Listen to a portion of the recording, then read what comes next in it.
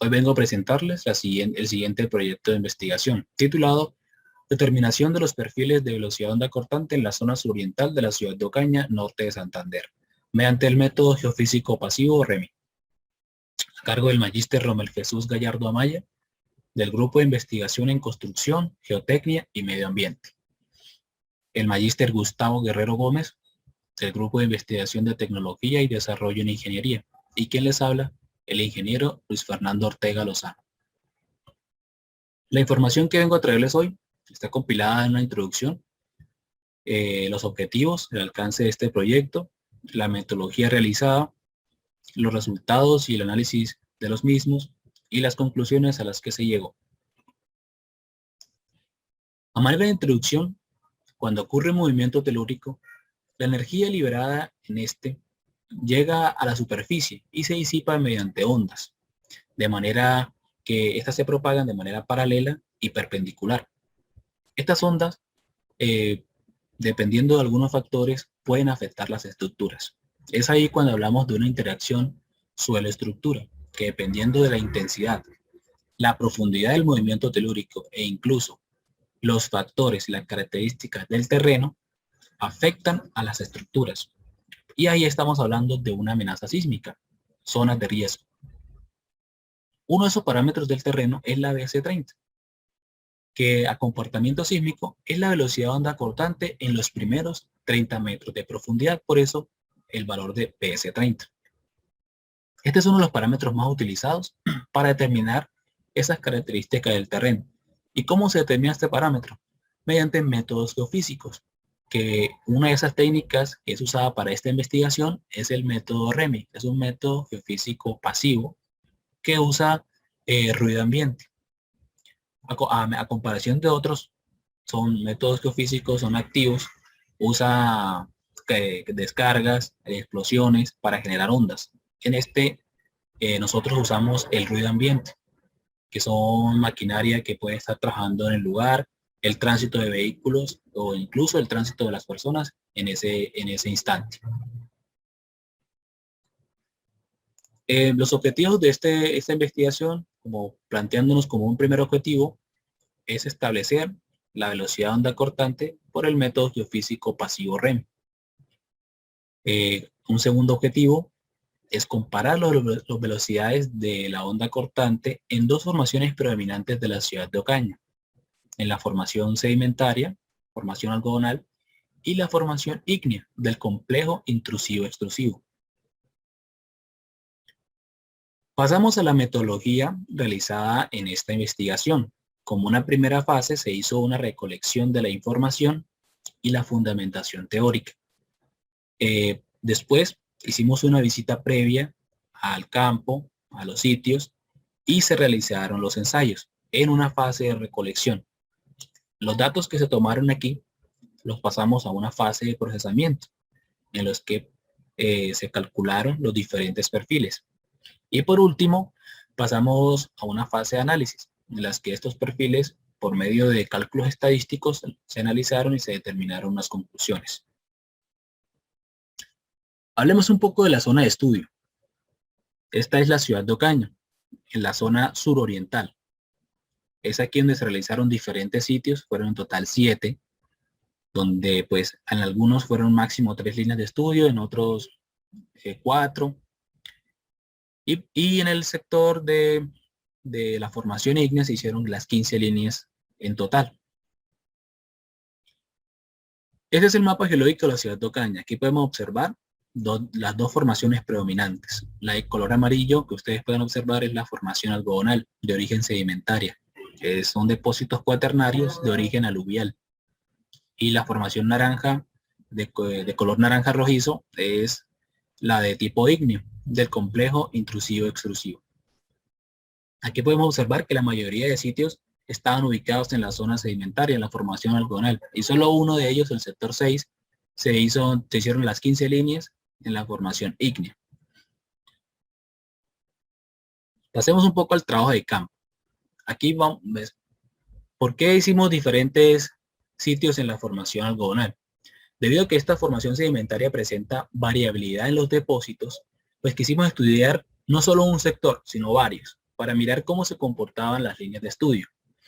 A comparación de la formación ígnea, no presenta mucha variabilidad, por lo tanto escogimos un solo sitio donde hicimos las 15 líneas de estudio. Cabe resaltar que este sitio nos permitía desplazar la línea muchas veces. Hicimos en total 15 líneas. Habían sitios en la formación sedimentaria donde solo nos permitía un máximo de 3 líneas, debido pues que no era tan grande. Solo podíamos desplazarla 3 veces, máximo 4 veces. Habían unas de que solo nos permitía desplazarla 2 veces. Es por eso que la zona de trabajo, como ustedes pueden ver en la imagen, constaba de una mesa plástica, el computador, el geode, que era el equipo principal, una batería de 12 voltios, los geófonos, aquí en la imagen no se pueden ver porque ya estaban ya distribuidos, extendidos, y 2 carretes que conectaban a los geófonos, uno en cada extremo. En total eran 24 geófonos, separados cada uno a 2,5 metros, lo que nos permitía líneas de 60 metros de longitud. Esto también era importante tenerlo en cuenta, por eso la visita a campo previamente, porque habían sitios en los que no podíamos extender más de 60 metros o incluso llegar a los 60 metros. Era importante visitar el sitio y verificar, comprobar que podíamos hacer líneas de 60 metros que tenían más de 60 metros. Entonces eso era importante. Para el método geofísico pasivo REMI debía hacerse un registro por línea de 10 minutos dividido en 20 registros, lo que nos darían cada registro 32 segundos. Ese era el tiempo que los geófonos estaban activos para detectar las ondas del ruido ambiente que se generaban a los alrededores. En algunos casos teníamos sitios cercanos a las vías y pasaban todo tipo de vehículos. Ellos generaban un buen registro de ondas. En algunos casos eran sitios un poco transitados, a veces el tránsito de las personas generaba ondas, incluso el viento generaba onda en los geófonos. Son geófonos muy sensibles. En algunos casos teníamos maquinaria trabajando en zonas aledañas, lo que nos generaba también un buen registro de datos. Como pueden observar, como pueden ver, este tipo de registros eran de tipo ruido ambiente. Una vez teníamos todos los registros, ya pues pasábamos a la parte de cálculo, a procesar los diferentes registros. En un primer gráfico obteníamos la velocidad con respecto a la frecuencia, que es el primero que ustedes pueden ver arriba de colores. Aquí tratábamos de identificar lo que era el modo fundamental, que es el modo en el que vibran las ondas, que es lo de color azul que ustedes pueden observar. Esa información es la información útil. Nosotros debíamos hacer un picado, que son los puntos rojos que pueden observar, mostrándole al programa cuál era la información que nosotros queríamos, que es la información útil para nosotros, porque había las zonas de la gama de colores rojos, era información que no es útil. Luego de procesar este gráfico, obteníamos un perfil. Ese gráfico que ustedes ven aquí abajo, que es la velocidad de onda cortante con respecto a la profundidad. Bien, habiendo determinado todos los perfiles, tenemos una tabla que resume todos los valores. Aquí podemos observar los 7 sectores que se estudiaron. Los primeros 6, desde el sector de Acolsure hasta el sector de la Universidad Francisco de Paula Santander Ocaña, hacían parte de la formación algodonal. Y el último sector, que es el sector de travesías, hacía parte de la formación ígnea. Ahí pueden observar el número de líneas que se hicieron. En la formación ígnea están las 15 líneas. En los otros sectores, desde 1 a 4 líneas máximo que se pudieron realizar. El valor de la BC30 que está abajo es el total. En el caso del sector de Acolsure es el promedio ponderado de las 4 líneas, para un valor de 401 metros por segundo. En el último sector de travesías es el promedio ponderado de las 15 líneas, para un valor de 688.4 metros por segundo. Bien, aquí tenemos una segunda tabla donde hicimos un promedio de todas las líneas de la formación sedimentaria en un solo dato. Y abajo todas las líneas, un solo dato para todas las líneas de la formación ígnea. Bien, para determinar una confiabilidad en el análisis y que los datos estuvieran correctos, hicimos una prueba de normalidad para determinar que los datos no estuvieran tan alejados de la curva de esta gráfica, y pues nos dio una distribución normal mayor a 0.05, que pues nos permite dar una confiabilidad en este análisis que se hizo, en este análisis estadístico. Aquí tenemos un ejemplo de un perfil en la formación algodonal. Como pueden observar, empieza desde 250 metros por segundo y termina alrededor de, a los 30 metros de profundidad, alrededor de los 500 metros por segundo. Para un valor ponderado en los primeros 30 metros, es decir, un BS30 de 333,5 metros por segundo. Según la NSR10, que dice que un perfil de suelo tipo D está entre los 180 metros por segundo a los 360 metros por segundo. Por lo tanto, podemos considerar que en este sitio, que es el corregimiento Buenavista, que se hizo una línea ahí, tiene el rango de suelo tipo D, por el valor que nos arrojó el BS30. Listo. Aquí tenemos otro ejemplo, que es en el caso de la formación ígnea. Como pueden observar, esta gráfica tiene algo muy peculiar, que es entre los primeros 4 metros por segundo, la velocidad se reduce. Esto se le atribuye a la compactación de los materiales en la superficie. Y ahí en adelante sigue aumentando. Podemos observar también que hasta los 18,1 metros aumenta pues de manera constante alrededor. Y esto se debe a que aquí se encuentran materiales producto de la meteorización de la roca. De ahí en adelante, miren cómo aumenta hasta los 1050 metros por segundo.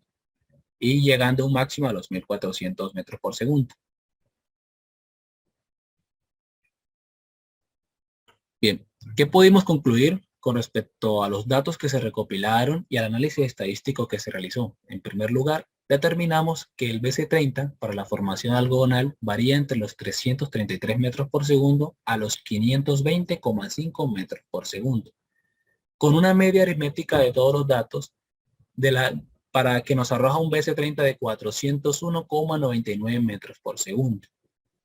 ¿Sí? Con una desviación estándar entre los 57,77 metros por segundo. ¿Esto qué quiere decir?